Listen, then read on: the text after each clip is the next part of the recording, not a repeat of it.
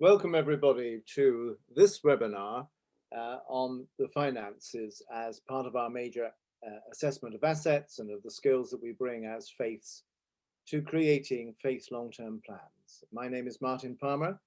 I'm the patron of the Faith Long-Term Plans and CEO of Faith Invest. And it's a particular delight for us as Faith Invest to be hosting this particular webinar.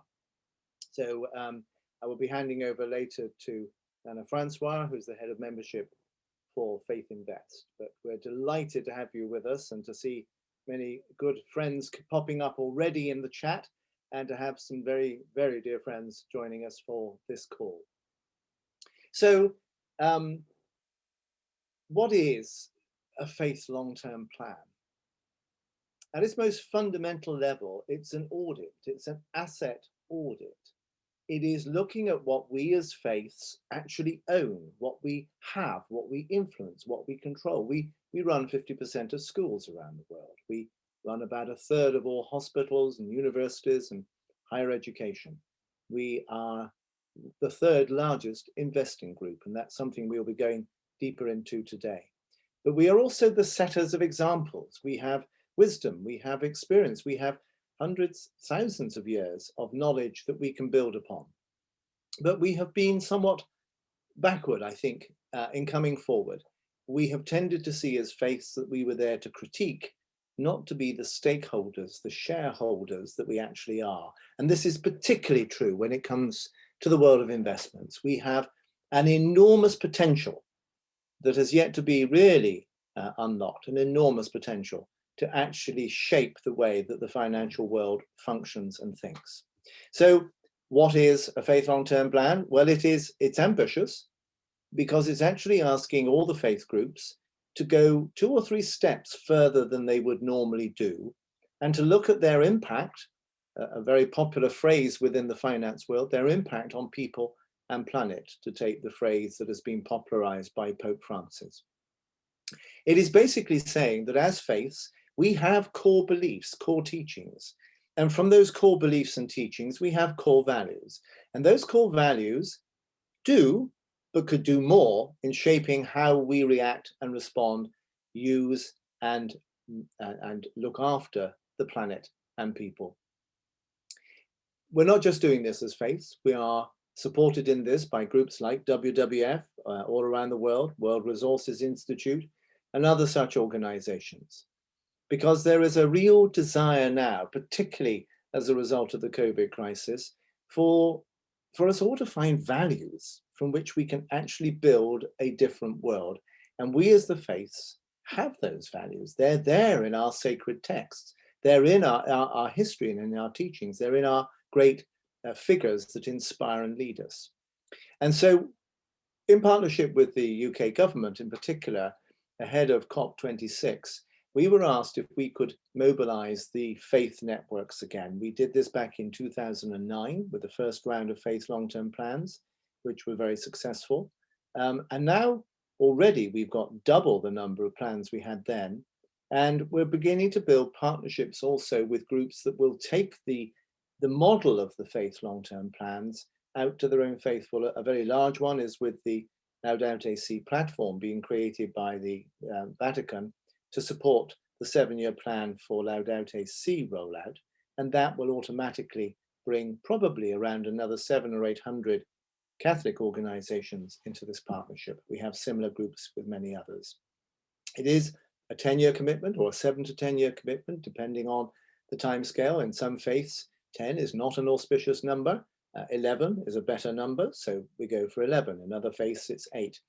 It's in a sense asking each faith, based on their own values and teachings, to create a program that makes sense to them, but that they're not doing alone, and that there will be support and partnerships to help them. And as I say, it does build on something that we tried very successfully back in 2009 in advance of the Copenhagen COP, which was not the success that many had hoped. And the timeline, well, from now until November, which is when the Glasgow COP takes place, there is the process of essentially signing up as many faith groups as we can and as wish to be involved.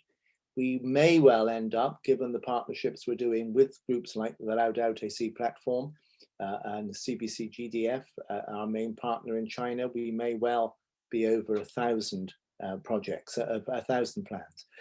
But the aim is that by the end of September, we can announce the range of faith groups that are going to do plans, give some kind of hint, some sense of what the key issues will be.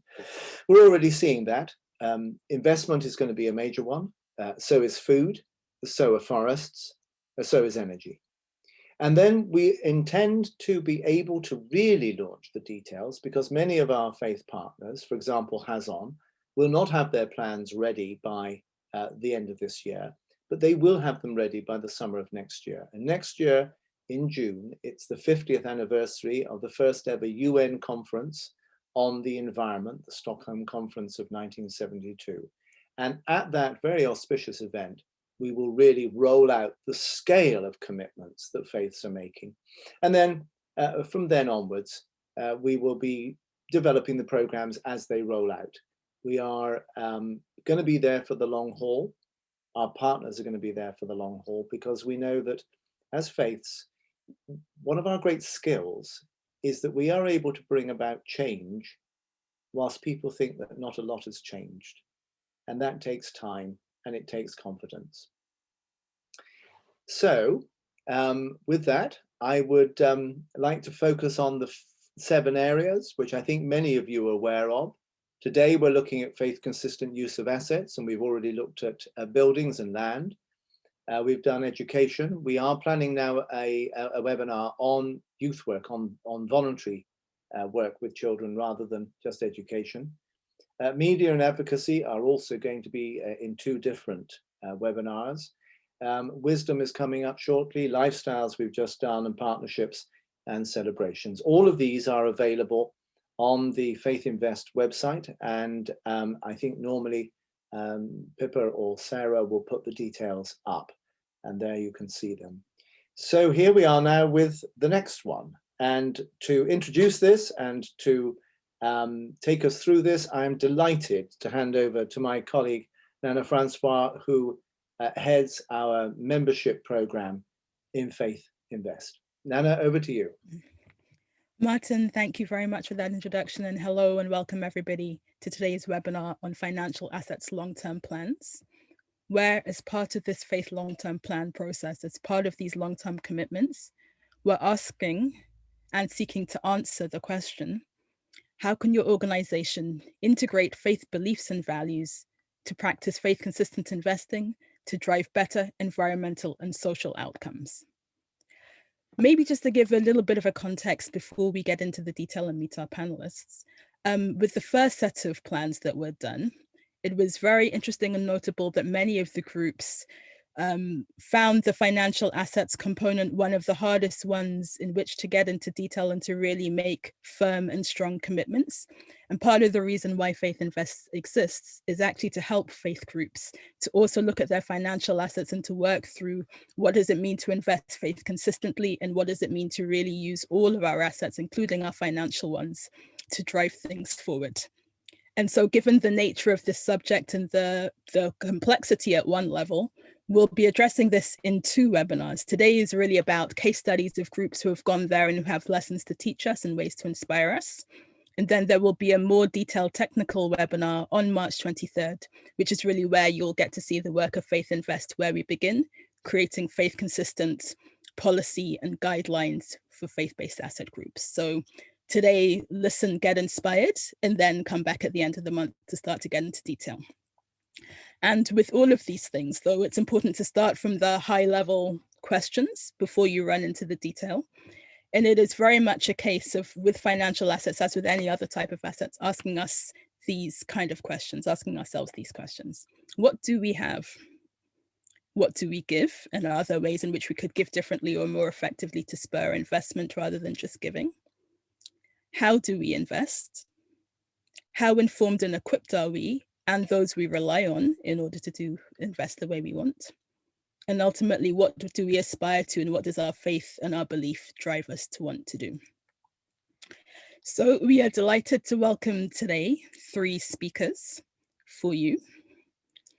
We will start with Suzanne Ismail, from Quakers in Britain to tell us a bit about divest and invest, and the Quaker application of really thinking about how to be faith consistent with investments. We will then have a recording from Nigel Savage, President and CEO of Hazon, which is the largest Jewish environmental network. And whilst he can't be with us in person and we have a video, we do have his colleague Hannah Henza to answer questions later on. And then we will close with Dr. Vinya Ariyatne, President of Sarvodaya Shramadana Movement, to really talk to us about how they started and are delivering through their development finance institutions, and how development finance institutions can not only help to invest in the community, but how they can also be an opportunity for others to invest and be faith consistent investors in this particular opportunity. So thank you all. I'm looking forward to this myself. I hope you are too. And we will start with Suzanne. Okay, thank you for that introduction, Nana. Hello, everybody. It's really good to be here today. I'm here to tell quite a particular story around faith consistent investment, and that's the story of how Quakers in Britain divested from fossil fuels. Before I get into that, just a few words about Quakers and Quakers in Britain for those of you who don't know us. We are the central or the national organisation for the Quaker community in Wales, Scotland and England. We're a relatively small religious community. About 20,000 people attend our meetings on a weekly basis. And I'm part of the central staff team that serves that community. I'm going to be talking today about our central assets. So that's the assets owned by our national religious body. Local Quaker communities are all responsible for their own financial assets. Most of them do have a similar approach to us centrally, but there may be some differences. So I'm talking about us as a central organisation here. So what did we do? What has our approach been? Well, in a nutshell, and I'd say this is just part of our approach to faith consistent investing, but it's been quite a big story for us over the last few years. In a nutshell, back in around 2013, we sold all of our investments in fossil fuel companies and companies involved in the production or extraction of fossil fuels. As far as we're aware, at that time, we were the first church to do that at a national level in Britain, although there have been many others who've joined us on that journey since, which has been great. And in some ways for us, although that was a very big thing for us at the time, it was actually quite a simple process. We made a decision and we asked our investment managers to implement that decision, and they did it. But of course, with every story, there's usually a lot more to it to that. And there was a lot of work done behind the scenes to get us to the point where we were able to make that decision and make it confidently. And when I talk to other people about our ethical investment approach, that's the bit that people really want to hear about. So that's what I want to share with you today. We get asked questions, like how did we get agreement to do it in the first place? Was it controversial? Were we scared of losing money? So it's that kind of area that I want to cover, really. So Quaker concern on environmental issues and climate change isn't new, and neither is our approach to ethical financial stewardship. It's something we've been concerned about for decades, if not longer. But I want to start this particular story in the summer of 2011. And that was quite a significant point for our community, because it was then that we made a corporate commitment to become a low carbon sustainable community. When we made that commitment, we didn't know exactly what it would mean in practice, but Quakers were asked to go out and act in faith on the issue of climate change as individuals, as local Quaker communities, and to go out into the world and engage with government and businesses to make wider structural changes. And that was about the same sort of time we were writing our first long-term plan. So as part of that, it was obvious to us that we needed to look at investments as part of this. We already had what we thought at the time was quite a well-developed approach to investments, but we wanted to increase the emphasis that we put on climate change factors as part of that.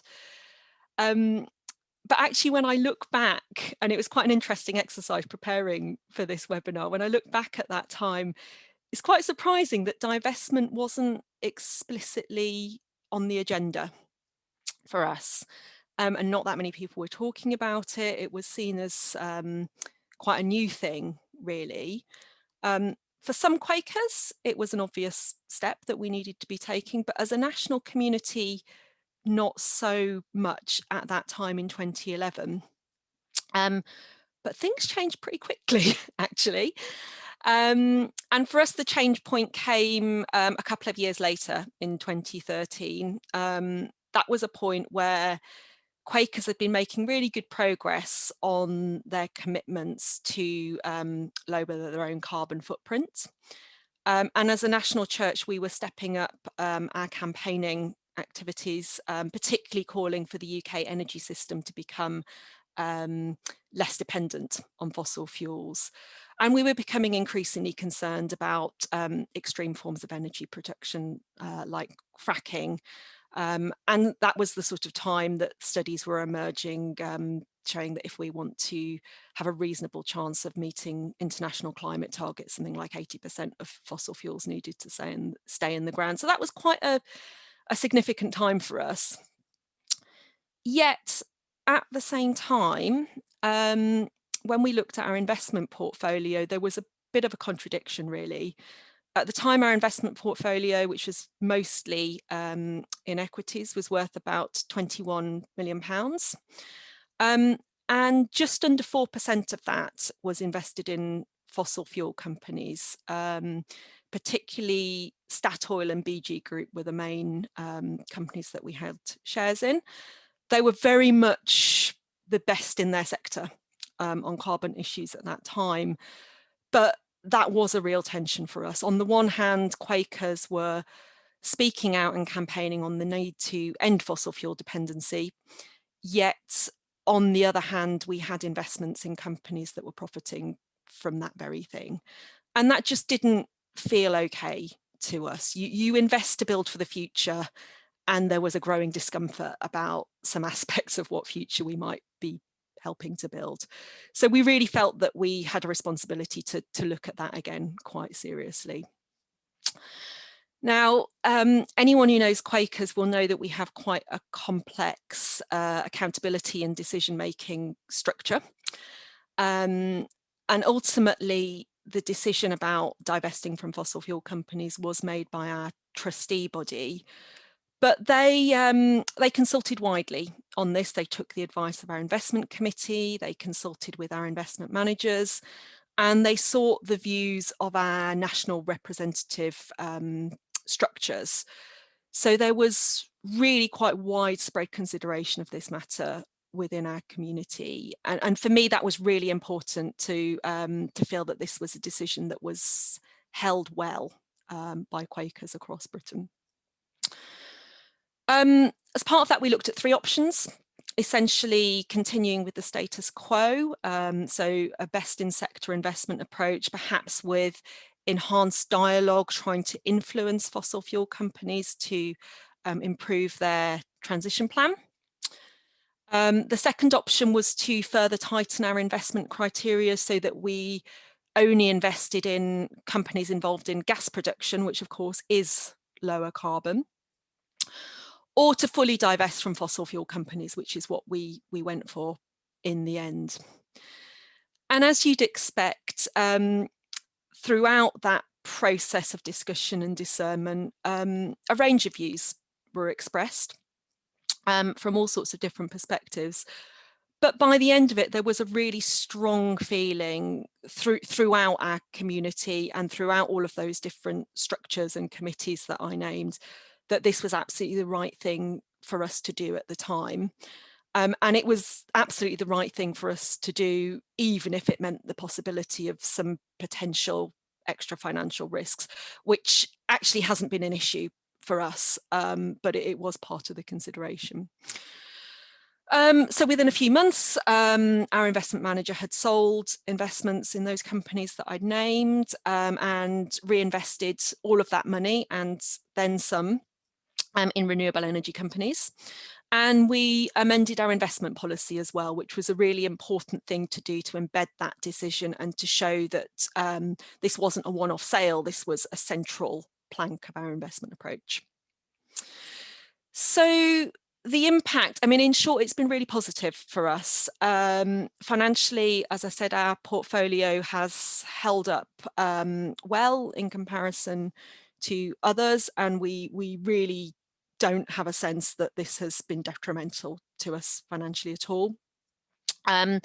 More important, I would say, that there is the sense from within our Quaker community that this was something that Quakers were really called to do at that particular point in time, and it was an opportunity for us to genuinely put our money where our mouth is and our faith into action, and that's been really powerful for us as a community.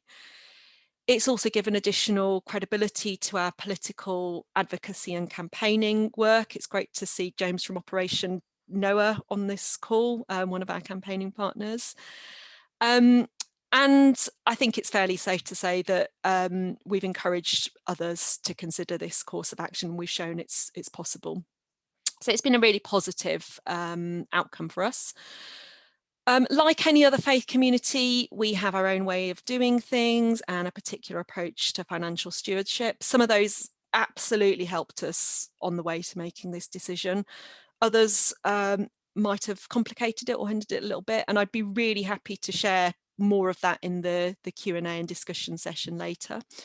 But in the meantime, I hope that was a useful snapshot of what we've been doing, and thank you so much for listening.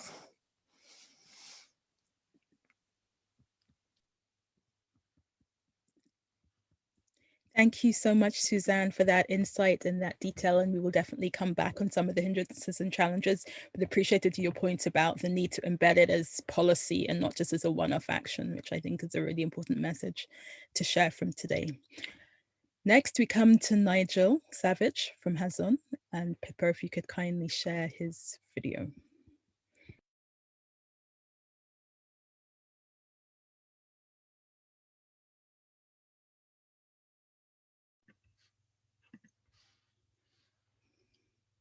Hi, everybody. My name's Nigel Savage. I'm an Englishman in New York.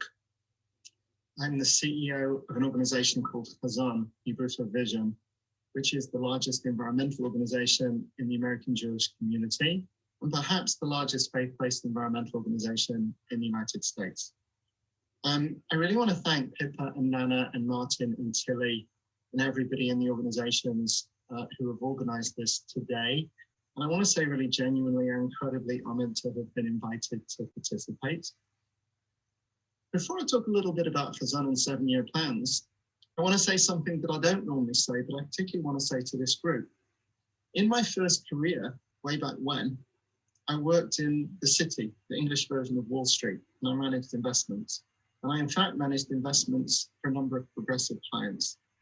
I'm old enough to have done this at the very, very tail end of apartheid in South Africa. And I ran a pension fund for one of the largest healthcare unions in Britain. And they wanted to run a South Africa-free portfolio, an apartheid-free portfolio. And they also had a fiduciary obligation to their pensioners to get the best possible investment returns. And so they turned to me to do some work to establish that that which was ethical and moral was also the right thing to do in terms of investment returns. And I did that work, and of course I was very happy to do it. And what I argued then, and I think it has become clearer today in relationship to what we now call ESG, is that if as a business you're doing something that is fundamentally injurious to human beings or to the planet, then sooner or later your business is not going to do so well. And conversely, if you're a business that is fundamentally fixing human or planetary problems or making the world in a material way better, then there is every likelihood that in due course you will outperform.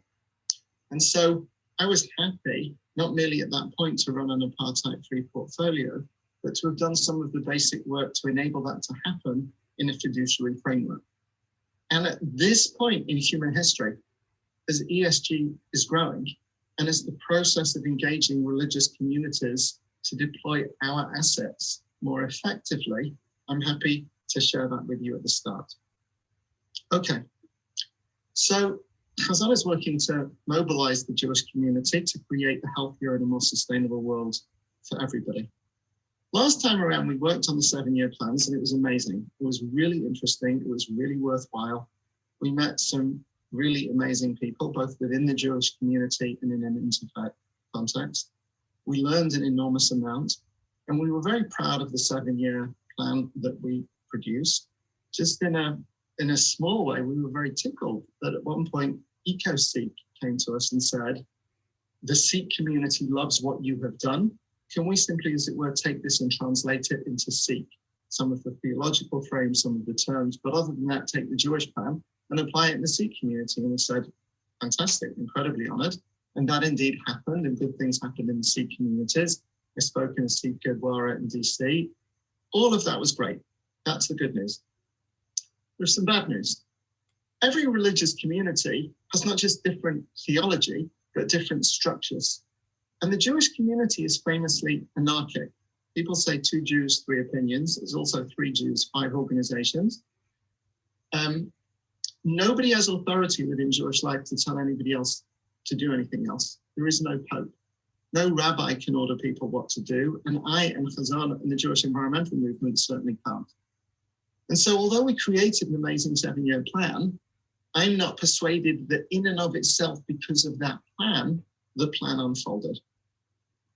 So now we come to this time around.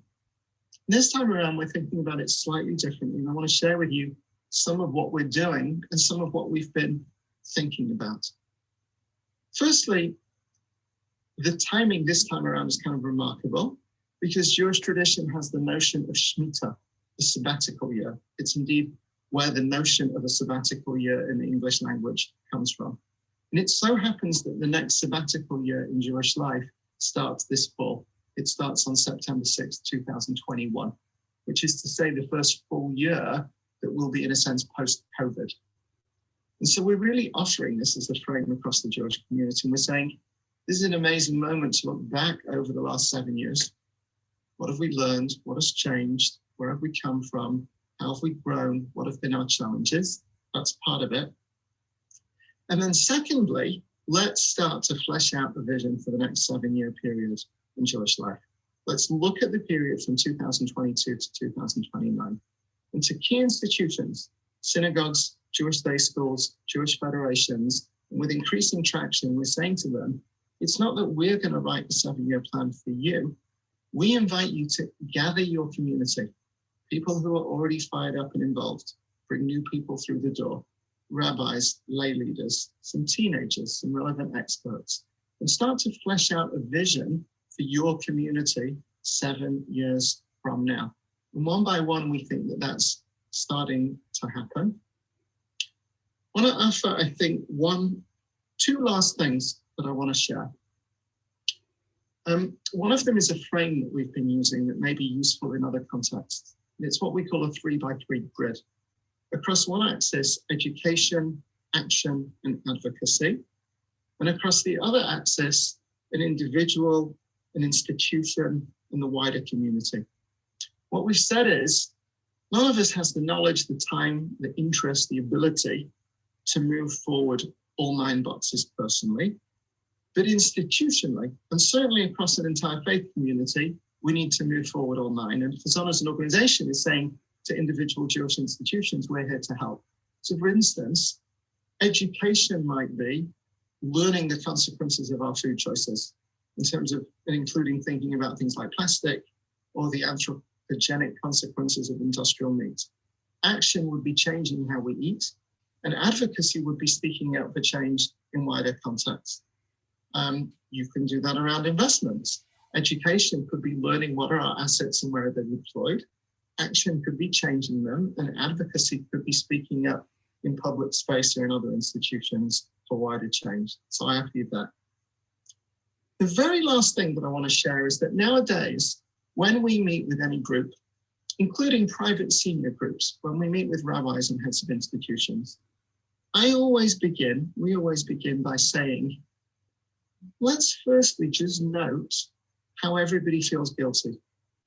Let's note how everybody feels disempowered and overwhelmed at the gap between the scale of the climate crisis and issues of environmental sustainability, me as an individual human being.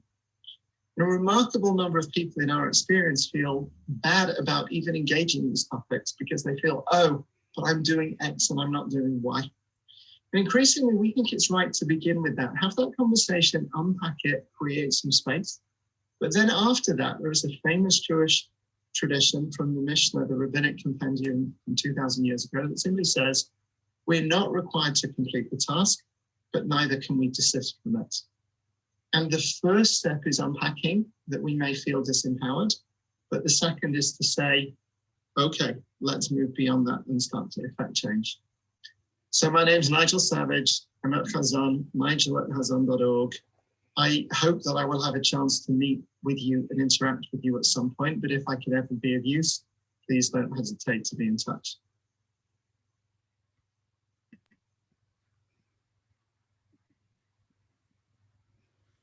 Thank you very much for that, and we appreciate Nigel's words and the framework that he shared around education, action, and advocacy, and the comment around it may not be for us to complete the work, but it doesn't mean we can desist from it.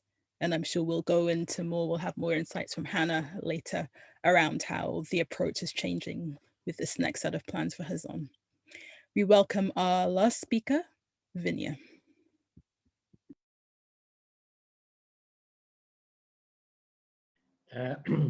Good evening. It's a great pleasure for me to join this meeting today. I would like to share some slides that will help me to articulate what I like to say better. So I have titled this the Sarvodaya approach to economic empowerment and financial inclusion.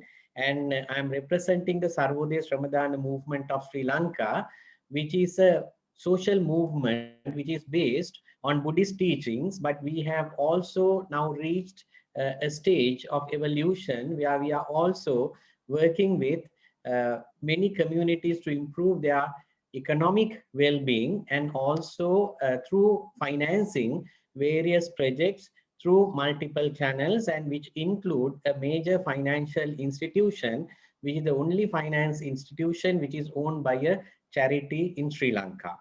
So our movement is based on the Buddhist teachings, which recognizes that all living beings are interconnected. And also there are multiple determinants of poverty. Poverty is not just about lack of access to basic resources or be unable to fulfill their own resources, but also disempowerment. The people do not have a say about how they could achieve, how they could manage their lives without interference from outside. So we see development as an outcome as well as a process.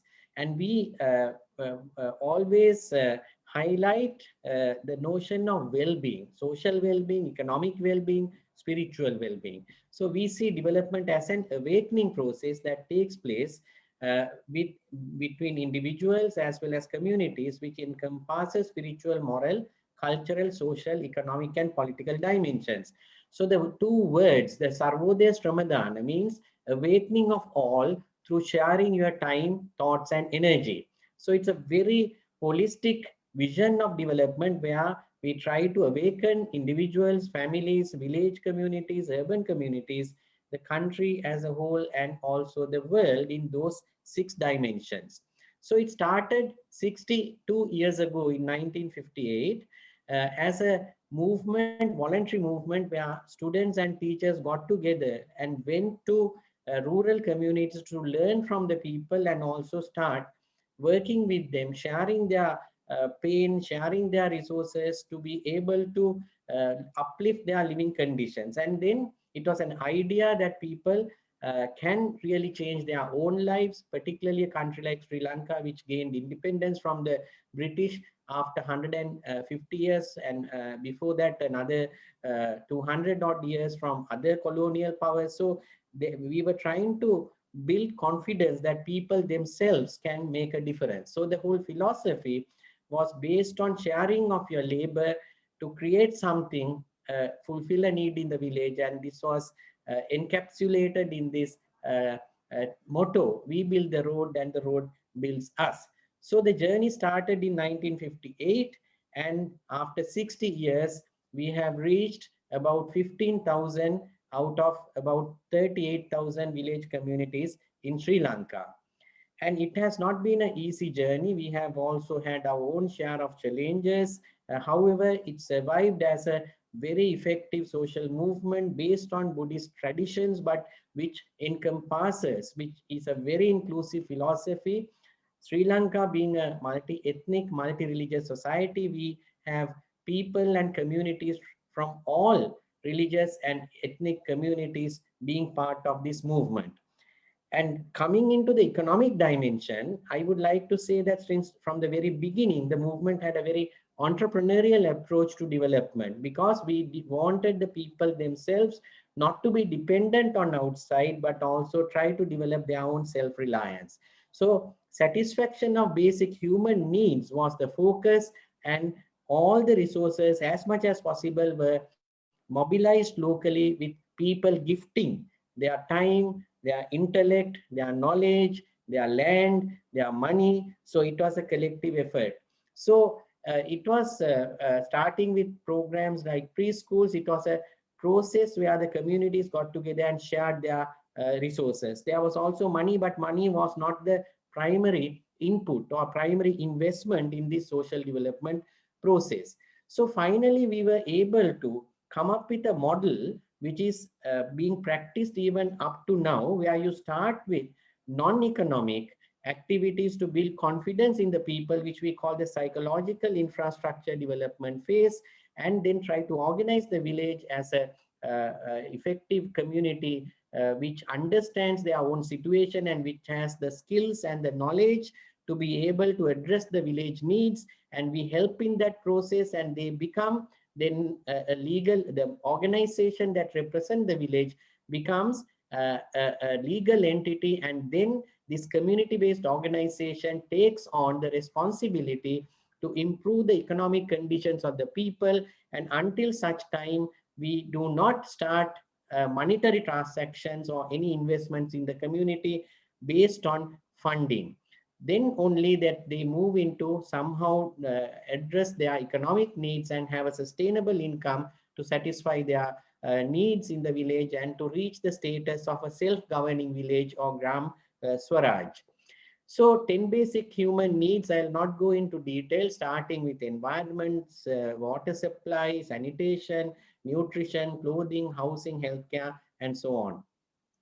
To support this process, we have developed an infrastructure, organizational infrastructure over 62 years, and it supports this village-based organic process, which any village will take anywhere from 3 years to 5 years to go through these 5 stages very organically and achieve self-sustenance.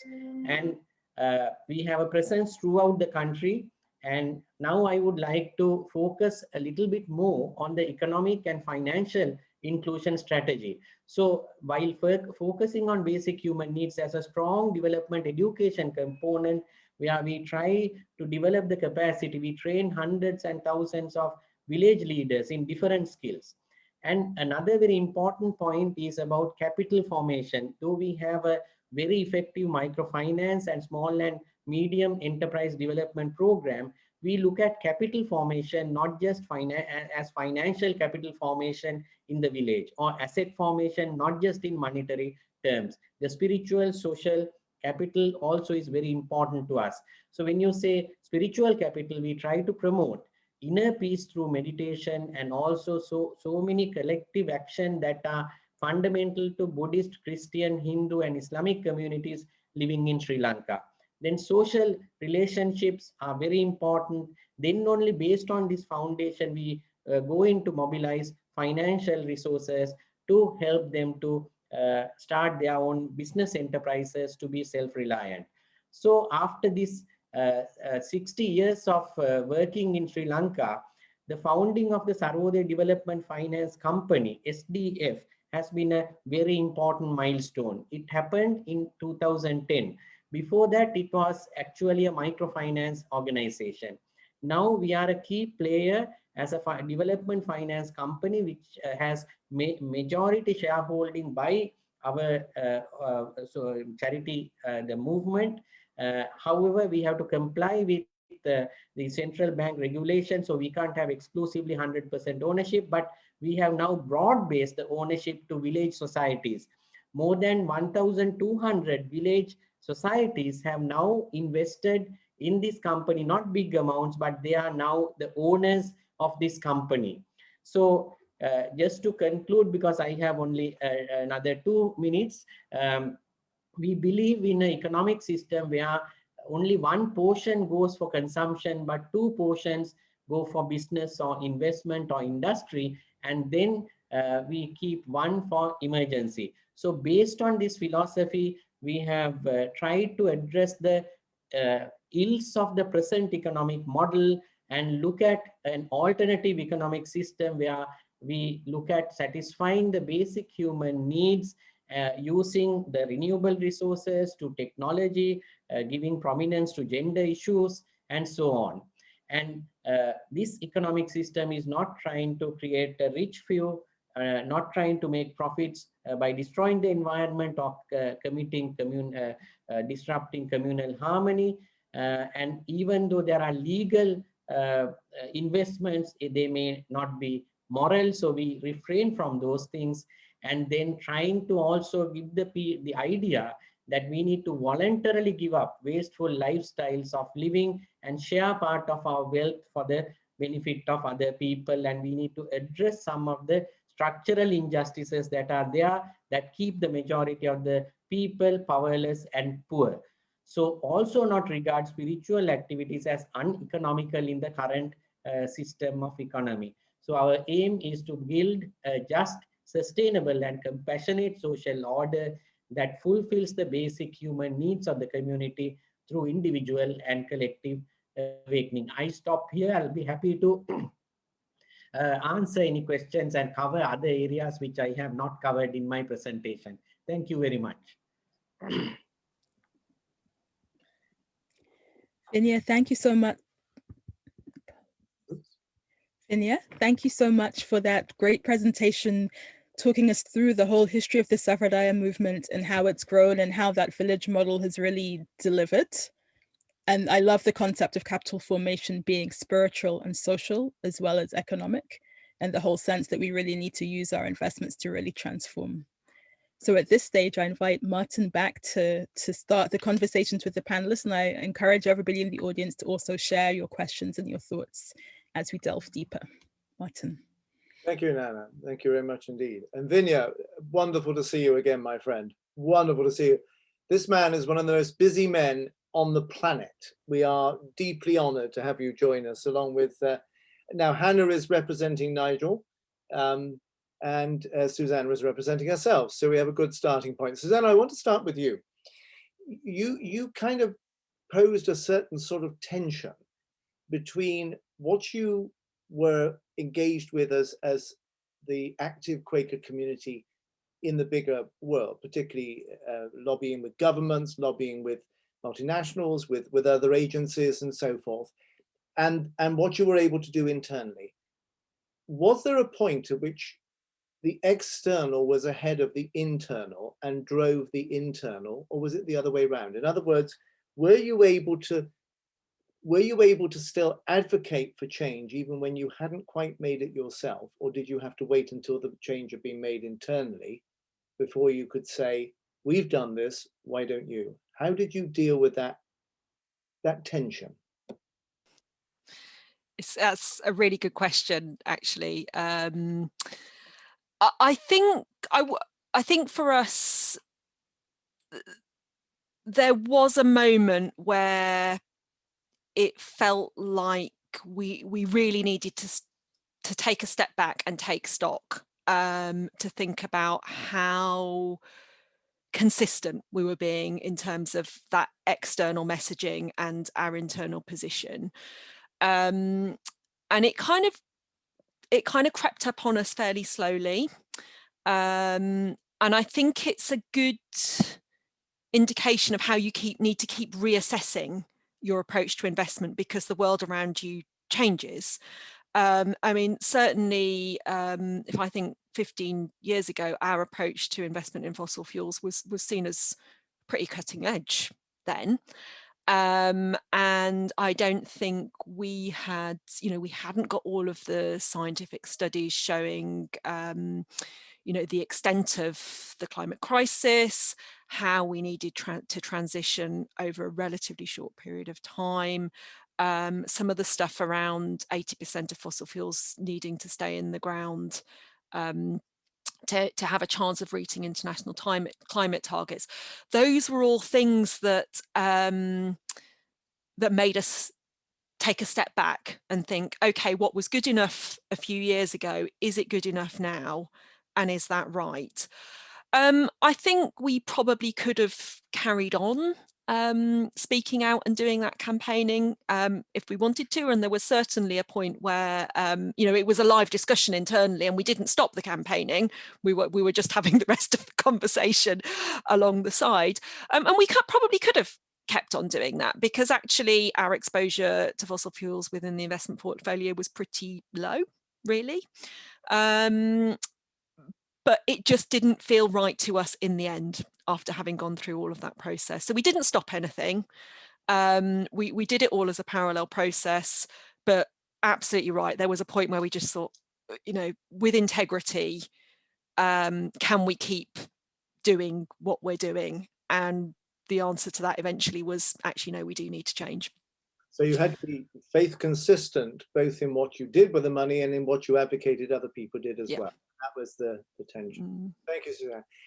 Hannah, can I ask you, interestingly, the three groups we have here today, none of you are the big hitters in terms of religious investments. Or if you are, Hannah, you've kept it a very quiet secret, and I need to clearly quiz Nigel more thoroughly. But in comparison with, say, the Church Commissioners or the Church of Sweden, or indeed one of our biggest religious foundations that's got 30 billion, you're small scale. And one of the issues that I know confronts an awful lot of faith groups that want to be more consistent in their investing is, how do you do that when you've not got, a spare 100 million to pop into a project? So, and I think particularly in the Jewish community, we work very closely with J-Lens, the major network that actually brings together the investment portfolios of many, about 150 Jewish groups. How do you deal with, Nigel summed it up very well, the old joke about 2 Jews, 3 different opinions. I've not heard one about 3 Jews and 5 organizations, but that does have a ring of truth.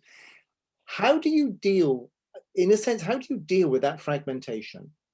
And how do you feel that can be brought together in a more collective way, so that, for example, the assets spread across those 150 Jewish communities could be more effective than just on their own? Is there any kind of program or development that you can look at that achieves that? Yeah, it's a very, very good question. And you're right, Martin, we don't just have an extra spare, 100 million lying around. However, what we do have is that framework that Nigel laid out, that education, action, and advocacy framework. And it plays a lot to what Vinya was saying, actually, as well, about the sort of psychological preparations that people need to go through before they're willing to take action. And there's a lot of what we find is our role is more of the education piece. We can get leaders in a room to have a conversation about why this really matters. And that's what we found we've been most successful at, is more of the sort of community organizing, thinking about who are the right people to be having these conversations with, because you're right, we don't control the large pots of money in the American Jewish community, but we know the people who do. And if we can have a conversation with them about why this matters, as Suzanne said, bring up the science, bring up the success stories of what we've actually seen be accomplished and the good that it's created. And then in our work, we put a Jewish moral lens on the conversation. We say, as a people of faith, our text, our tradition, our 3,000 years of Jewish history tells us that we have a responsibility here. And how are you, as the leader of this organization, as the leader of this pool of money, the person who can direct these funds, how are you responding with that responsibility, and what are you really thinking about doing? And so we've seen the most success in having those conversations, and we're starting to have those conversations again now as we lead up to, as Nigel said, the Shemitah year, the sabbatical year, thinking about, in Jewish life, we think a lot about cycles of time. Every 7 days, we have a day of rest. Every 7 years, we have a year of rest. Every 7 years of 7, we have, so we think a lot about cycles of time. And as we come up on this very rather auspicious year of the year of rest, and how it corresponds to the need of the world in this moment, it's a very compelling argument for even our most observant, conservative, Jewish colleagues to think about, what does this really mean? And that's kind of the direction we're taking right now. Thank you very much indeed, Hannah. I remember Rabbi Arthur Herzberg of the World Jewish Congress telling me of a wonderful tradition that when someone was from the Jewish community was traveling to a foreign country, they would be given grants of money by their community to give to the first person they met who needed it, who could make good use of it. And I've always thought that was such a fascinating notion, that you go as a visitor, but you, as it were, you enhance the capacity of the country you go to. Oh, Vinya, I've got about 47 questions I want to ask you, but I'll stick to probably just one, but I'm not making any promises, Nana. I mean, first and foremost, you've done this extraordinary achievement of creating the Sarvodaya Development Finance. No other group I know within the Buddhist world has done that. In your list of the kind of basic needs that you highlighted, I could hear the basic needs that the Buddha talked about in terms of what people needed: clothing, housing, warmth, food, etc., which are universal. But when you were thinking through developing a finance structure, given particularly the ambiguity in Buddhism by the religious community about having anything to do with money, touching money, what did you draw upon from either Buddhist models or Buddhist teachings that gave you the foundation to build this remarkable structure? Thank you, Martin. I think it's a very difficult and complex question, but I'll try to answer. My first response is actually Buddhism does not say that money is not important. I think there are many teachings in Buddhism. There's a whole Buddhist economics theory, and you must have heard even people like Schumacher has even written chapters in his book Small is Beautiful about Buddhist economics. So it has a very deep economic philosophy, and also money is only part of economy. It's actually the problem also, because now the paper money is really the thing that kills economic empowerment of communities. So what we did was, it was a very natural process where the Buddhist teachings, which are very fundamental to well-being, for example, sharing and caring, we brought it up to development work. You get together and you address a problem, then you see a result. As Hannah said, the educational process should not just be an educational process, but you should see an effect of that process. Then people gain confidence. Oh, my goodness, we can do this, right? So it was the economic development part came a little bit later. So that shows in our economic, our village development model also, we don't start with economic activities at the beginning. It's only after we develop that foundation, then you really go into the fundamentals of financial management. It starts with savings, not anything to do with loans or microfinance. That practice of saving, even poor people have a habit of saving. We have tills in now, clay tills. That has been a practice in every home, whether you are poor, just put one coin once a week or something like that. And so that practice, those indigenous practices were somehow structured in a way that it became part of a system. So they started running their own organizations, community-based organizations, funds in a very effective way, and they learned about financial management. It was very consistent with Buddhist teachings, and it has also all the ethical values. You can't. I mean, Buddhism doesn't say that you can't have an interest on your loans. No, it's very consistent that when you pool resources together, you have to look at the four principles that I have outlined, how to spend your money. Now that is the whole sutra, and that sutra says how you should only consume 1/4, and then have the practice of investing in environmentally friendly and productive things that will help people, help numbers, and in the process you also share. So these are very, very scientific principles, even if you look at modern economics. So that is how we were able to perceive that in the minds of people, that what we were trying to set up was very much consistent. However, having said that, we still have to convince why we should come under central bank regulation, why we should, we are pushed to go to the stock market now. So that is a model that we reject. But the legal compliance requires you to do that. So we are pushed towards that. So I wouldn't say that everything is fine. We are battling also with some of the influences. And there was a question from Arthur. I like to also connect to this response and answer it. He says, how can you counter these multinationals and commercial interests when you try to empower communities economically? That's very true. But the moment you have small communities in large numbers, empowered and connected, then it's a very strong force, and they can then really influence the macro structures. We are getting there. It's a difficult journey. That's why we need more support, also solidarity from like-minded individuals and organizations. Thank you. And thank you very much indeed. I also just wanted to pick up very briefly on your comment about the psychological. One of our trustees for Faith Invest is Shonaka Rishi Das from the Oxford Centre of Hindu Studies. He always makes the point that the West's model of poverty is entirely to do with cash, with money. And he makes the point that you make. Poverty is poverty of families, poverty of spirituality, poverty of opportunities. And it's one of the critiques that particularly from Hindu and Buddhist organizations was made of the SDGs, that they only quantify by cash, by poverty as a financial thing, not a spiritual, not a personal thing. How fundamental, you've made that your building block.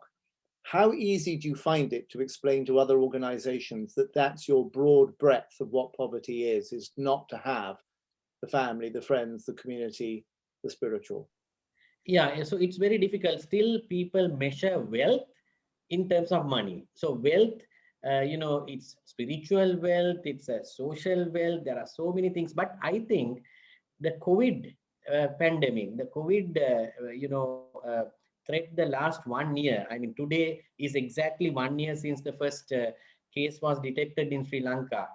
So I think it reminded people of the uselessness of just having, physical wealth unless you have that protection for everybody. So that reminded, but it's very difficult. The moment, the lockdowns are eased up, then people just drift back to their normal this thing and again running after money. But I think we were that whole movement which evolved through a lot of work and people seeing the people coming out of poverty in every way. I mean, of course, the physical poverty, overcoming physical poverty is an important part of it. You need to see visible opportunities created for people who otherwise wouldn't have opportunities coming up, and their children going to school and the youth having employment. All these things are important. But then at the same time, if you see that we had a war for 26 years in Sri Lanka,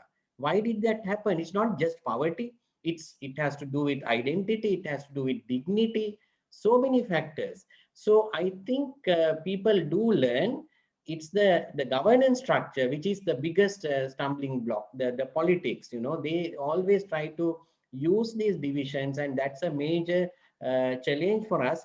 Otherwise, I think the human nature is such that there is that natural inclination towards looking at well-being in a holistic way. And COVID, I think, has reminded us that it's more than ever is relevant today in this world. I hope that answers. It's a difficult question to answer. Thank you. Nana, back to you. Back to you. Thank you all, three of you, for being so nice and answering my question. Thank you, Martin. Great questions there, and a couple more from the audience just to share. Suzanne, perhaps we can come back to you, and there is a particular question on how you engage your existing investment managers in the divestment story. Did your existing managers enable you to divest? Did you need to switch to different managers? How did you kind of bring up the conversation around divesting being part of what was important and core to the Quaker values? I think there's a lot for the community to learn from that. So please share anything you can on that, Suzanne. Yeah, very happy to. I think we've been fortunate throughout this process that we've got a really good relationship with our investment managers. We have the same investment managers now as we had at the start of this process, and we really didn't feel any need to change that. Essentially, we meet with them quite regularly anyway, so they know Quakers well, and they know that climate issues were very important to us. So in a sense, when we asked this question, it wasn't a complete surprise to them, and they did a really good job of looking at our portfolio, answering our questions about where our money was, looking at the different options that might be open to the ones that I summarised in my little presentation, and really spelling out what the potential impact of making those choices might be. I felt that they were very open with us. They're also not unused to getting questions a bit like this from Quakers. It's not the first kind of issue that we've asked them to do a bit of research for us. And I think their approach was, tell us what you need us to do, and we'll find a way of doing that. And it was really good to have that conversation with them in an open and frank way. Of course, they were very keen, as you would expect, to focus on the financial side of things, and they did a very good job of making us aware of potential implications. But for us, it was a fairly simple process. I think that does reflect the fact that we don't really have very much pooled investment at all. So we have a money manager who invests on our behalf, and we're their sort of only client asking them to do those particular things. So that was a factor that definitely helped us. But I would say overall, it was a really good relationship that we were able to harness, and that's helped. It really has. Thank you. And maybe just following on, continuing from that, when you shifted, or as you're shifting from divestment to investment, what was the process, or what is your process of aligning your investments? You did mention that you went from divesting to investing in renewables, and that you actually over-invested. It'd be great to hear some insights on the process, and again, how engagement has been on that side, that side of the balance. I mean, from our perspective, it was a pretty simple one of giving the investment managers an instruction once we'd made our own decision, and they did that. I mean, what I would say is, in terms of the reinvestment, if you look at where they've put that money, it's mostly in fairly mainstream renewable energy companies, stuff that is fairly easily tradable on the main British exchanges. What we would like to do more of in future, and this is something actually we're hoping the long-term plans process might help us with, is look at more alternative and impact investment possibilities for us. That's something we'd certainly like to develop, and was a bit of a limitation for us at the particular time we were making that decision. But yeah, I mean, when I say it was simple for us. I guess the guys at Rathbone Greenbank had an awful lot of stuff to think about. Yeah. Thank you, Suzanne. And there's a question on how the reinvestment process then drove your engagement with renewable energy companies. I might ask you to respond to that, Suzanne, but maybe Hannah also, just from the point of view of Hazon as being a large climate network, how was the positive engagement with those who are doing good? How have you seen that grow, and what has the momentum been there? So maybe to Suzanne first, and then to Hazon from a community perspective. So I'm just trying to see that question in the chat. I mean, I have to be honest, we've done much less as Quakers in Britain on engaging with renewable energy companies than we did in the old days of engaging with fossil fuel companies.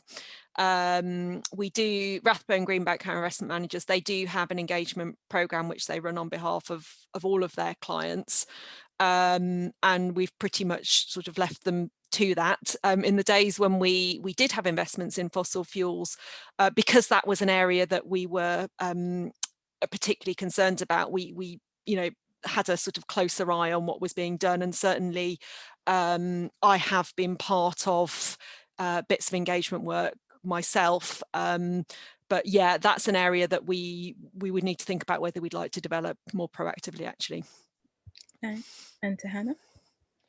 Yeah, one of the most remarkable pieces of significant change that we've seen as this movement and time has built is local policy change.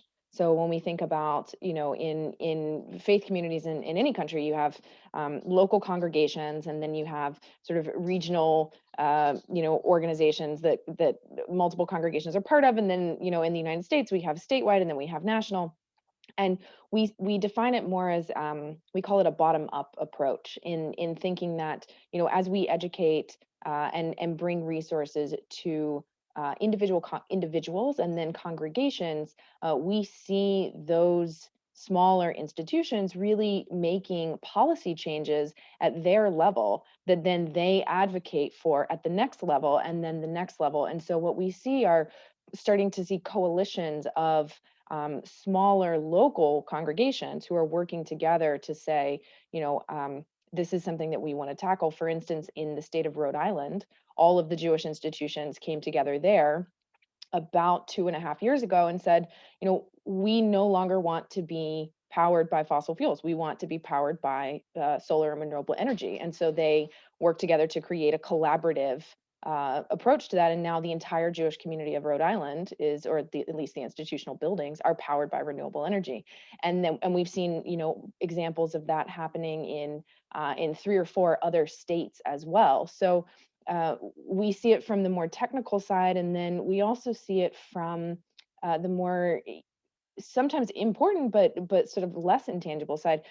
Food is a huge component to religious life, particularly Jewish religious life. So much of our holidays and our celebration revolve around meals, and we've seen a ton of positive work on food policy advocacy, thinking about are we primarily serving meat, and what type of meat, and what was the global impact of the carbon that meat produced. Same with dairy, thinking about applying again that moral lens of sacredness to what we're doing. If we have the laws of kashrut, is it really kosher if that animal wasn't treated well, if the climate impact of that animal was greater than the enjoyment of that meal, or things like that.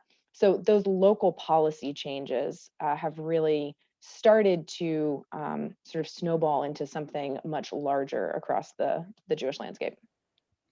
Thank you, Hannah. And your comments kind of raise a question which I'd like to share with both Vinya and Suzanne, which is how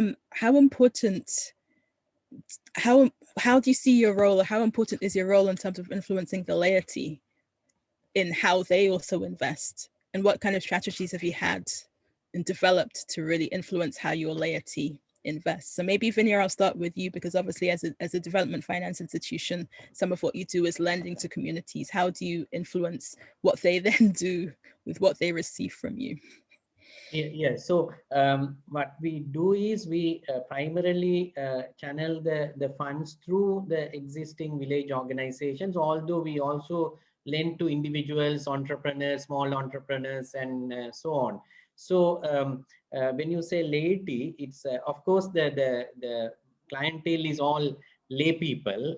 We don't have any clergy in our setup, although we are a Buddhist inspired organization. So here how we do it is that they all know when they apply for a loan, the ethical guidelines are there. So there's a negative list, so they can't borrow money for those things. And also there are people who believe that whatever the surplus that is generated through the investments or through the interest would go to social development. So because the dividend, once it is distributed, will benefit the other development work which are not revenue generating. And also it is not just credit or giving loans, but there are advisory mechanisms, training, incubation of projects, and also helping them with market linkages, new ideas. So it's a whole package that the client receives. So that gives them more confidence about the services provided by our financial institutions, and they develop more loyalty towards the institution. So it's a combination of the ethical values and also the different services that they can get, which they don't get from a traditional financial institution. Thank you, Vinya. And to Suzanne, how do Quakers in Britain influence their laity, and what strategies have you developed?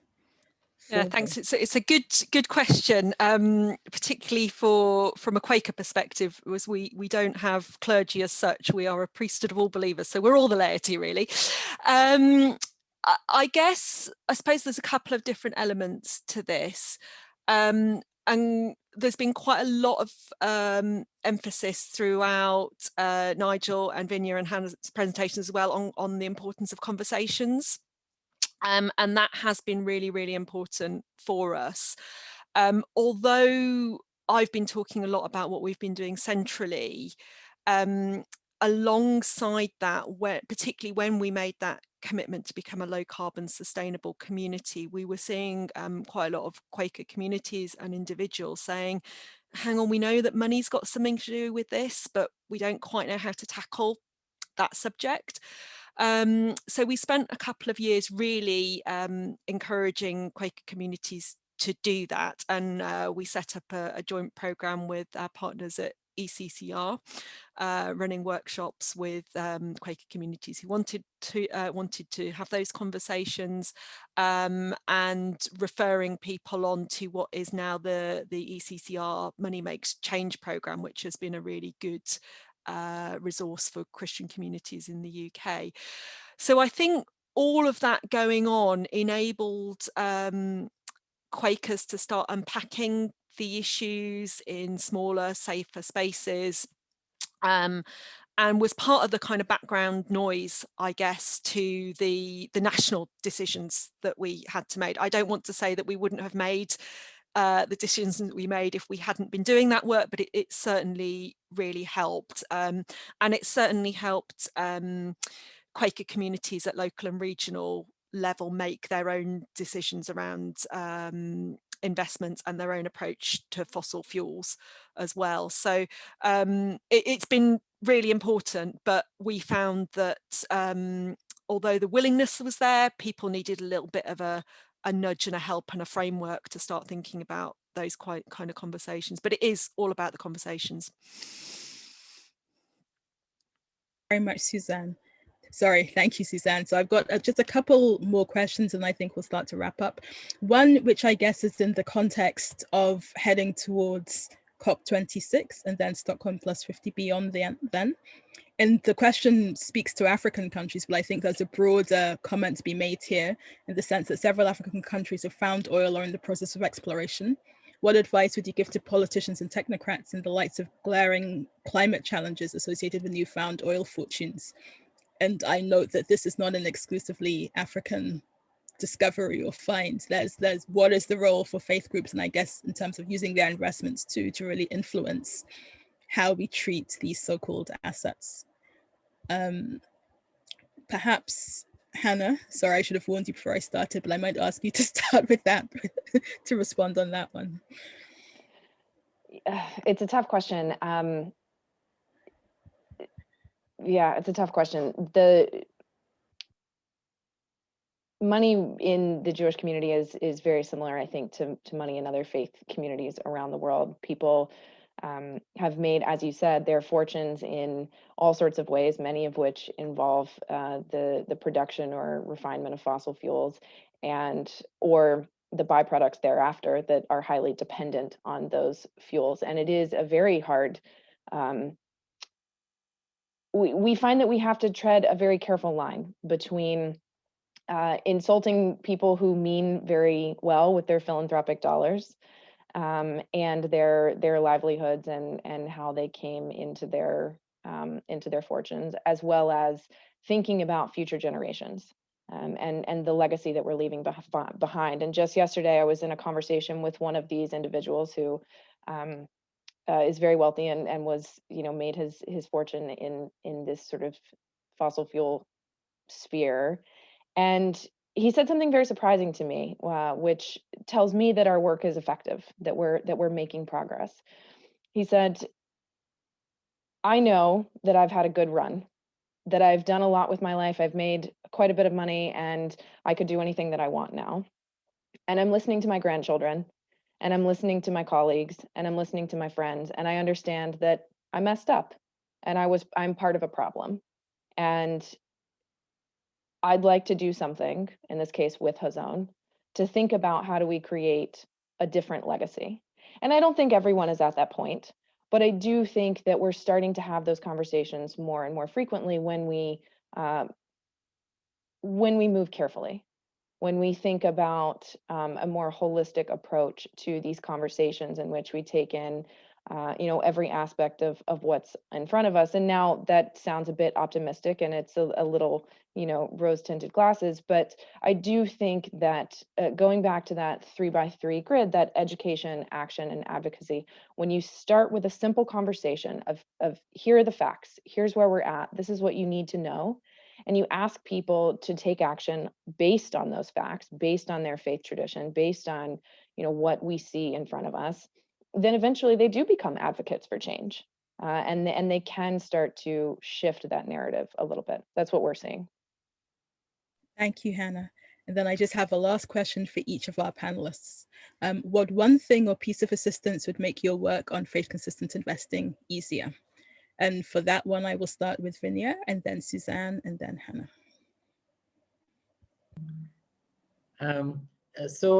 Nana, I think what about the future?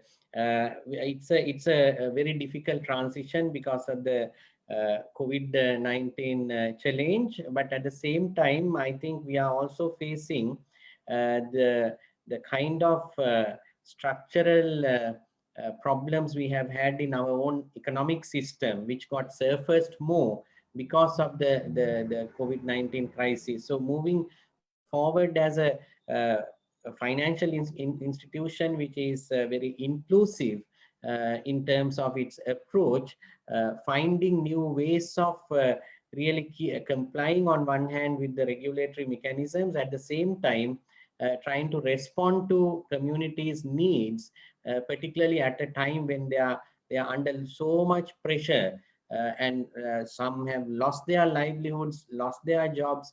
We have thousands of Sri Lankans who have been working in the Middle East as migrant workers.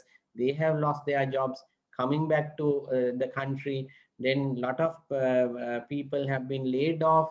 So we are trying to use this as an opportunity also, because I think it's not just in Sri Lanka, but in many other low-income countries, there is a brain drain, or there is also people leaving the villages, rural communities for to find jobs outside. So now we are seeing these villages having these people coming back to their villages because they have lost jobs. So what we are trying to say is that don't think them as people who have lost jobs and come back to villages, and then now the village unemployment is high, but take it as the village talent which left the village have now come back. They have come back with some more experience. Oh, okay, they may be affected psychologically, they may be now demoralized, sometimes even traumatized, but let's have healing. And this is where our spiritual values come in. So that's where the economics and spiritual values from any religion comes into play. So let's try to create new opportunities. Let's do an audit of assessment of their skills and what they are bringing back. Then we connect to our, if they need finances, we'll address them. And that's how we plan to move forward. Thank you, Vinya. And Suzanne, to you, what one thing or piece of assistance would make work on faith-consistent investing easier? Thanks. So I guess from my perspective, where I sit in a British community where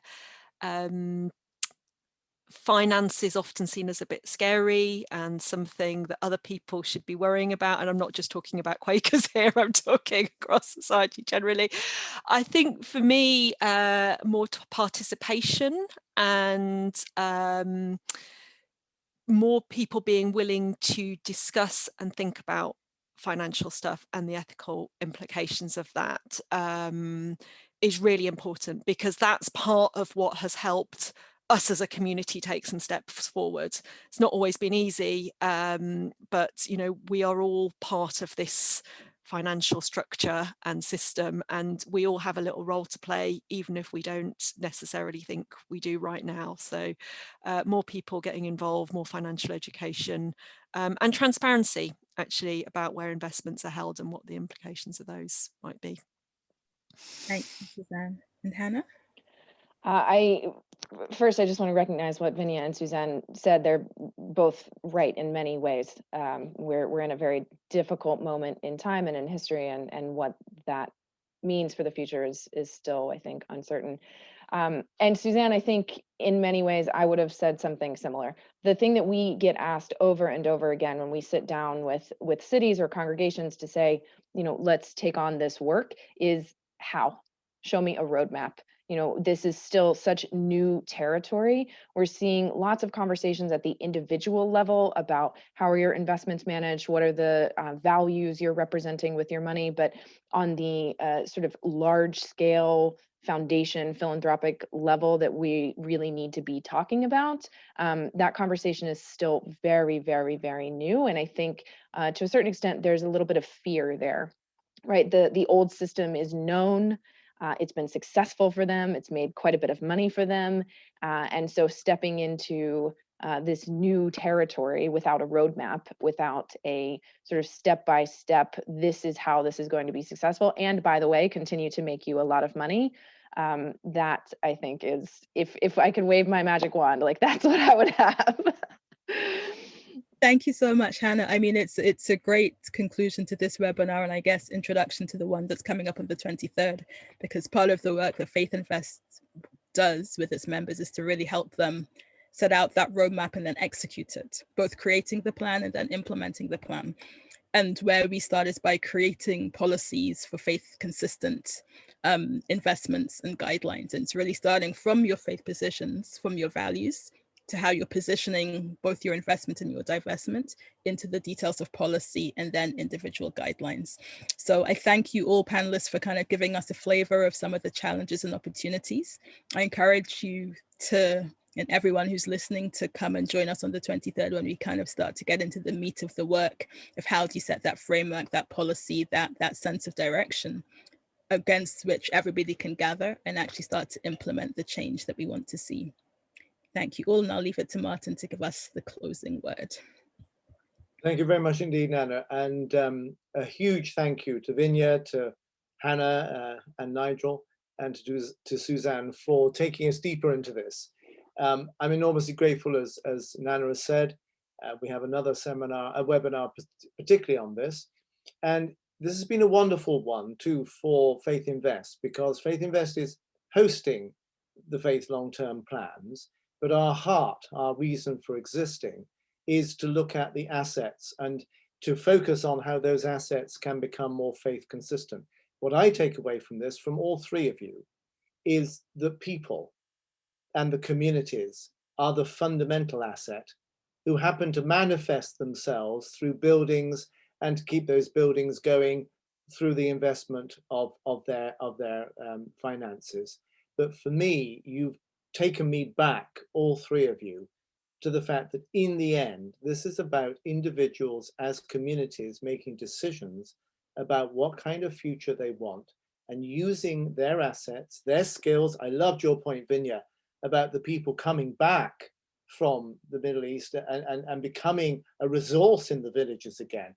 It's that kind of thinking that Faith Invest is trying to push. And I think, Nana, for me, it's broadened what I think we think of as assets beyond just even the buildings, the land, and the finance, to this notion of the communities, which we've always known, but I don't think I've heard it put so powerfully as you three have done. So a huge thank you to all of you, to those of you who are probably got up quite early to have breakfast, and to those of you who are about to go to bed. Thank you for joining us, and so many thanks to all of you for your contribution. Join us on the 23rd if you can, or later into April for the one on wisdom. Many, many thanks indeed, and thank you to the team behind all this.